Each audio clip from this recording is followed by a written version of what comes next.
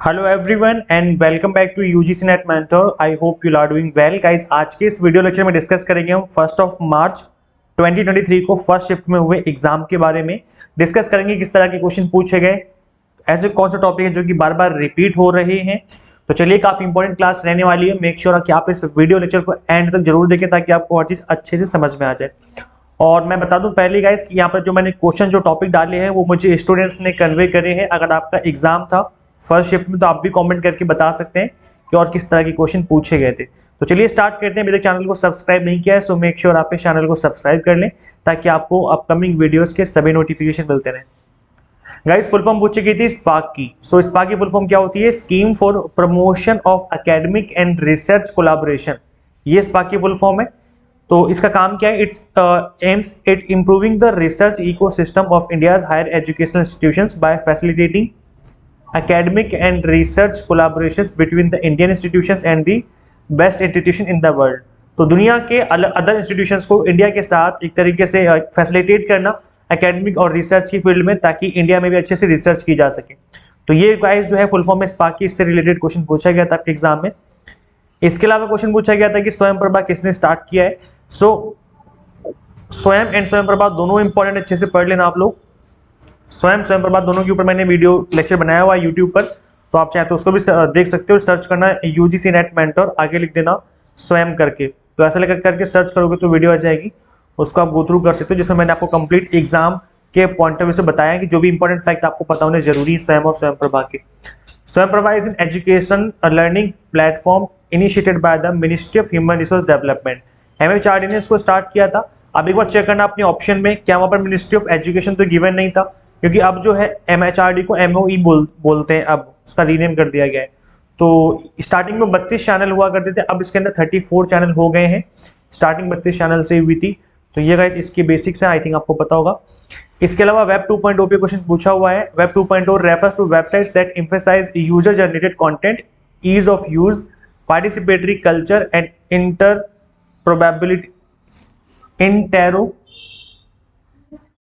इंटेरोपेरेबिलिटी का मतलब होता है कि जो अंदर के काम होते हैं, लाइक एक ऐप के अंदर आप किस तरीके से काम करते हो within that app for end users. The term was coined by the Darcy, इस पर्सन का नाम है। 1999 में इस वर्ड को बोला था, and later popularized by the Tim O'Reilly and Dale डाउटे। यार अंग्रेजों का नाम कितने खतरनाक होते हैं। The first web 2.0 conference in 2004। तो कहने का मतलब है कि जो वेब 2.0 है वो एक्चुअल में है क्या और क्या काम है इसका।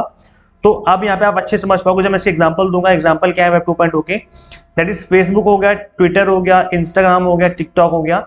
These sites allow users to interact with web pages instead of simply viewing them. तो गाइस जैसे कि आप लोग इंटरेक्शन करते हो, अगर आप एक जैसे दिल्ली यूनिवर्सिटी की वेबसाइट, अगर आपने उस पर विजिट किया, आप वहाँ पे इन्फॉर्मेशन देखने जा रहे हो, बस दैट्स इट, काम खत्म। तो ये आपका वेब 2.0 नहीं कहलाएगा। वेब 2.0 का मतलब है कि आप खुद भी उसमें इंटरेक्शन दे रहे हो। जैसे फेसबुक हो गया, तो मार्क ज़करबर्ग उठ करके सुबह सुबह उस पर पोस्ट नहीं डालते और आप उसको देखने नहीं जाते, ऐसा नहीं होता। आप खुद पोस्ट डालते हो या फिर आपके फ्रेंड्स पोस्ट डालते हैं, आप उनको देखने जाते हो, है ना।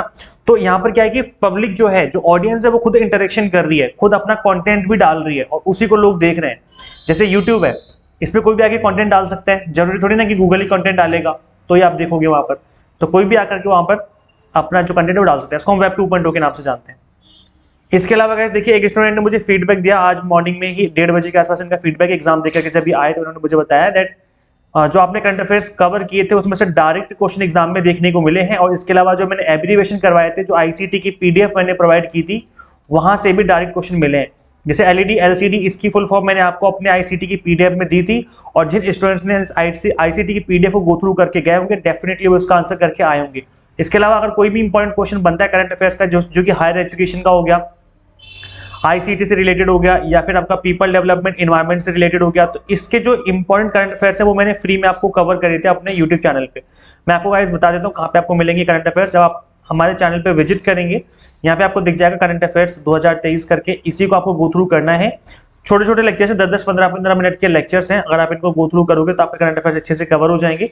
और इसके अलावा अगर आप आईसीटी की पीडीएफ डाउनलोड करना चाहते हो तो उसके लिए आप simply UGC NET mentor app install कर सकते हो गूगल प्ले स्टोर से। यहाँ पर आप जैसे इसको इंस्टॉल करेंगे, इसके होम पेज पर ही आपको स्टडी मटेरियल, जब आप नीचे इसको इंस्टॉल कर लेना। इंस्टॉल करने के बाद आप स्टडी मटेरियल पे आओगे, नीचे की तरफ स्क्रॉल करके स्टडी मटेरियल वाले सेक्शन में आपको दिख जाएगा आईसीटी की पीडीएफ, एंशिएंट यूनिवर्सिटी की पीडीएफ एंड एनईपी 2020 पीडीएफ। ये 3 पीडीएफ मैंने आपको यहाँ पे फ्री में अवेलेबल करवाई हुई है, तो आप इसको फटाफट से डाउनलोड करके स्टार्ट कर लो अपनी प्रिपरेशन। यहाँ से आपकी अच्छे से हेल्प हो जाएगी। क्वेश्चन था लेजर एंड इंजेक्ट प्रिंटर पे क्वेश्चन था। एलईडी एलसीडी की फुल फॉर्म पूछी हुई थी, तो एलईडी की फुल फॉर्म है लाइट एमिटिंग डायोड और एलसीडी फुल फॉर्म है लिक्विड क्रिस्टल डिस्प्ले। तो ये गाइस इसकी फुल फॉर्म्स हो जाएंगी। इसके अलावा कैरेक्टरिस्टिक्स ऑफ लैंग्वेज पे क्वेश्चन पूछा हुआ था, पब्लिक कम्युनिकेशन पे क्वेश्चन था, learner centred method of teaching पे क्वेश्चन पूछा हुआ था। Learner centred method teaching method कौन से होते हैं टीचिंग के, जो कि फोकस करते हैं activity from teacher to the learner. अब जो है शिफ्ट हो जाता है यहाँ पर स्टूडेंट्स, टीचर की जो इतनी इंपॉर्टेंस है वो इतनी नहीं रहती, यहाँ पर लर्नर की जो इंपॉर्टेंस है वो बहुत ज़्यादा रहती है, बिकॉज वो एक्टिवली पार्टिसिपेट कर रहा होता है इन मेथड्स में। जैसे active learning in which student solve problems, आप खुद प्रॉब्लम सॉल्व कर रहे हो, टीचर आपकी हेल्प नहीं कर रहे हैं, आप खुद कर रहे हो उस प्रॉब्लम को सॉल्व, है ना। इसके अलावा फॉर्मुलेट कर रहे हो क्वेश्चंस को, खुद से क्वेश्चन को फॉर्मुलेट कर रहे हो, डिस्कस कर रहे हो, एक्सप्लेन कर रहे हो, डिबेट कर रहे हो, ब्रेनस्टॉर्मिंग चल रही है आपकी, कुछ ऐसी चीजें चल रही, तो यहाँ पर इसको हम लर्नर सेंटर्ड मेथड के नाम से जानेंगे। जैसे एग्जांपल के लिए इसका एग्जांपल देता हूँ मैं। हम लोग क्या करते हैं एज ए टीचर, हम लोग आपको केस स्टडी दे देते हैं करने के लिए कि जो भाई ये केस स्टडी आपको दे दी हमने, अब आपको प्रेजेंटेशन देनी क्लास में। अब आप लोग क्या करोगे, सपोज को 3 बच्चों ने ग्रुप बना लिया आपस में, तो आपस में डिस्कस करेंगे भाई केस स्टडी में क्या पढ़ना है, कहाँ से पढ़ना है, फिर पीपीटी बनाएंगे, फिर क्लास में प्रेजेंटेशन देंगे। तो ये क्या था, ये था आपका लर्नर सेंटर्ड मेथड। मतलब यहाँ पर आप लर्नर को एक्टिवली पार्टिसिपेट करने का मौका दे रहे हो और वो खुद अपने पेस पर अपने तरीके से स्टडी कर रहा है इन चीजों को लेकर के। मॉडल्स ऑफ टीचिंग पे क्वेश्चन पूछा हुआ था, लर्निंग थ्योरीज पे क्वेश्चन था, कुकीज फ्रॉम आईसीटी। कुकीज है क्या होता है कुकीज, अच्छा ये वो कुकीज नहीं जिसको आप खाते हो, बिस्किट की बात नहीं हो रही यहाँ पर, ये आईसीटी के अंदर से क्वेश्चन था ये। So cookies are small pieces of text sent to your browser by a website you visit. They help that website remember information about your visit, which can both make it easier to visit the site again and make the site more useful to you. तो इस तरीके का एक text format में आप किसी website पे visit करोगे, किसी एंड्रॉइड ऐप पे विजिट करोगे, तो वो आपको कुकीज एक्सेप्ट करते हैं, आई मीन आपसे एक्सेप्ट करने के लिए बोलते हैं। अगर आप उसको एक्सेप्ट कर लेते हो तो फिर वो आपको टेक्स्ट वगैरह वो मतलब पीछे से होता रहता है, टेक्निकल चीजें ये आपको दिखाई नहीं देती, बट ये चीजें होती रहती हैं। तो ये चीजें क्यों करते हैं, बिकॉज इससे हेल्प होती है आपके लिए कस्टमाइज करने में उनकी वेबसाइट को, और वो कंटेंट आपको शो करने में जिसमें आप ज़्यादा आप ज़्यादा चीज़ें देखना पसंद करते हो। तो इससे क्या है कि आपकी पर्सनल इन्फॉर्मेशन भी पता चलती है उनको कि आप क्या सर्च कर रहे हो और क्या आपको पसंद है, फिर उसी तरीके की चीज़ें वो आपको शो करते हैं। तो इसका यूज़ किया जाता है इंटरनेट में, इसका बहुत ज़्यादा यूज़ होता है। कैरेक्टरिस्टिक्स ऑफ रिसर्च पे क्वेश्चन था, वेस्ट मैनेजमेंट पे क्वेश्चन था, एटमॉस्फेरिक हैज पे क्वेश्चन था, and from paper types of gases पे भी क्वेश्चन पूछा हुआ था। एटमॉस्फेरिक हैज गाइस क्या होता है, N aggregation in the atmosphere of very fine widely dispersed solid or liquid particles or both giving the air an opalescent appearance that subdues colors। इससे का क्या मतलब है, जैसे आपने देखा होगा कि कभी कभी इतनी ज्यादा धुंध हो जाती है कि हमें सड़क दिखाई नहीं देती, तो वो क्यों होती है, उसका रीजन क्या होता है guys, because sunlight encounters टिनी pollution particle. जो सनलाइट है, सूरज की जो रोशनी पड़ रही है, वो छोटे छोटे पॉल्यूशन के पार्टिकल से पड़ेगी जो कि हवा में उड़ रहे होते हैं। Some light is absorb by particles, तो कुछ लाइट तो जो है वो एब्जॉर्ब कर लेते हैं पार्टिकल्स, वो हमें नीचे तक, जैसे यहाँ पर आप रहते हो, ये सड़क है, एयर पॉल्यूशन यहाँ पर हो रखा है, सूरज यहाँ निकला हुआ है, तो जब सूरज की रोशनी आएगी तो पार्टिकल्स पे पड़ेगी, ना कि पहले सड़क पे पड़ेगी, तो जो पार्टिकल्स है वो नीचे तक आने ही नहीं देते रोशनी को, तो यहाँ पर जो है धुंध सी बन जाती है।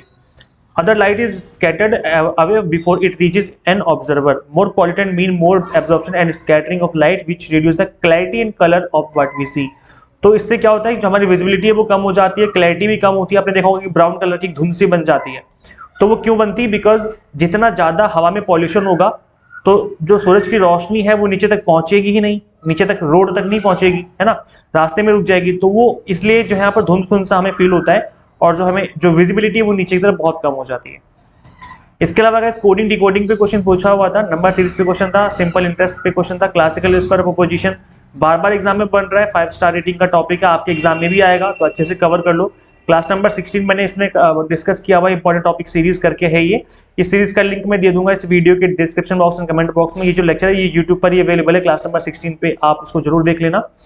तो जो इंपॉर्टेंट टॉपिक सीरीज इसको फॉलो कर लेना आप, यहाँ से भी आपकी अच्छी तैयारी हो जाएगी। वाटर पॉल्यूशन एयर पॉल्यूशन पे क्वेश्चन था, फॉलिसिस पे क्वेश्चन था। अगेन फॉलिसिस जो है मैंने क्लास नंबर 14-15 में कवर करी हुई है इंपॉर्टेंट टॉपिक सीरीज में, तो सीरीज को आप जरूर गो थ्रू करें। इसमें फॉर्मल इनफॉर्मल पॉलिसीज दोनों को मैंने कवर किया हुआ है। अगर आपका एग्जाम होना अभी बाकी है तो इन लेक्चर्स को आप जरूर ही एक बार गो थ्रू कर लेना। एंशिएंट टेक्स्ट उपनिषद पे क्वेश्चन था, एनईपी 2020 टाइप्स ऑफ रिसर्च में क्वालिटेटिव रिसर्च पे क्वेश्चन था। तो क्वालिटेटिव एंड क्वांटिटेटिव दो तरह के मेथड होते हैं। क्वालिटेटिव में आपका 1-to-1 इंटरव्यू हो गया, फोकस ग्रुप हो गया, ethnographic studies, textual analysis, case study हो गया, प्रोसेस ऑफ ऑब्जर्वेशन। क्वांटिटेटिव में क्या होता है, descriptive research design, correlation research, quasi experimental research and सर्वे। तो इस तरह के जो मेथड है वो आपके क्वांटिटेटिव मेथड्स कहलाते हैं। तो गाइस ये आपको अच्छे से कवर कर ले रहे हैं, टाइप्स ऑफ रिसर्च को अच्छे से कर लो। डीआई जो था, अच्छा आप लोग यार वीडियोस को शेयर नहीं करते हैं, वीडियोस को शेयर कर दिया करो, जितने भी आपके फ्रेंड्स होते हैं सभी को साथ शेयर कर दो। किसी ग्रुप में अगर आप ऐड हो तो वहाँ पे वीडियोस को शेयर कर दिया करो, और सब्सक्राइब कर लो। आप सब्सक्राइब भी नहीं करते चैनल को, वीडियोस देख के चले जाते हो, सब्सक्राइब कर लो। इससे क्या होगा, अपकमिंग वीडियोस को नोटिफिकेशन मिलते रहेंगे आपको। डेटा इंटरप्रिटेशन काफी इजी था, परसेंटेज एवरेज बेस्ड क्वेश्चन था, वर्बल नॉन वर्बल पे क्वेश्चन पूछा हुआ था, टाइप्स ऑफ कम्युनिकेशन पे क्वेश्चन था। आरसी जो था वो चाइल्ड डेवलपमेंट पे था और मॉडरेट लेवल का क्वेश्चन था। स्टूडेंट्स ने बताया कि इजीली हमने इस चीज को हमसे सॉल्व हो गया था। अगर आप पेपर 1 की क्विक रिवीजन करना चाहते हो कंप्लीटली फ्री में, पेपर 1 के ऑल 10 यूनिट्स की, तो इसके लिए आपको इंपॉर्टेंट टॉपिक सीरीज फॉलो करनी पड़ेगी। इंपॉर्टेंट टॉपिक सीरीज का जो लिंक है इस वीडियो के description box and comment box में दे दूंगा। ये जो लेक्चर्स हैं वो यूट्यूब पर ही अवेलेबल है, क्लास 1, 2, 3, 4 करके मैंने कवर करवाए हुए हैं। तो केवल इंपॉर्टेंट टॉपिक जो कि एवरग्रीन टॉपिक है उनको ही मैंने इसमें कवर किया हुआ है। मैं बता दूं कंप्लीट सिलेबस नहीं है, जो पेपर 1 के ऑल 10 यूनिट्स के एवरग्रीन टॉपिक है, हर यूनिट में कुछ एक दो टॉपिक ऐसे जरूर होते हैं, उनको मैंने इसमें कवर किया हुआ है। तो इस सीरीज को जरूर फॉलो करें आप। और अगर आप जून वाले एग्जाम की तैयारी कर रहे हो अपकमिंग सेशन की, तो आप इसके लिए exam targeted based preparation start कर सकते हो। UGC NET mentor app install करनी पड़ेगी आपको प्ले स्टोर से। अगर आप iOS यूजर हो तो उसका लिंक भी दे दूंगा इस वीडियो के description box and comment box में। Paper 1 commerce management and pol science की तैयारी आप यहाँ से कर सकते हो। गाइस ये इस चीज की गारंटी कि आपकी एग्जाम टारगेटेड बेस्ड स्टडी हो जाएगी। इसमें क्या है कि इंग्लिश मीडियम हिंदी मीडियम आपको दोनों में कंटेंट मिलेगा। इसके अलावा आपको 100+ मॉक टेस्ट मिलेंगे प्रैक्टिस करने के लिए, पीडीएफ फॉर्मेट में नोट्स होंगे जिनको डाउनलोड करके आप मल्टीपल टाइम रिवीजन कर सकते हो। तो काफी इंपॉर्टेंट रहेगा आपके लिए, आप एक सिंगल जगह पर रह करके अपने अच्छे से प्रिपरेशन कर सकते हो। तो फटाफट से इस ऐप को इंस्टॉल कर लीजिए अपने मोबाइल फोन में और अपनी exam targeted based preparation start कर लीजिए। Thank you so much for watching this video lecture and share this video with all UGC net aspirants and subscribe for UGC update and assistant professor job updates. मिलते हैं guys next video में। Thank you so much.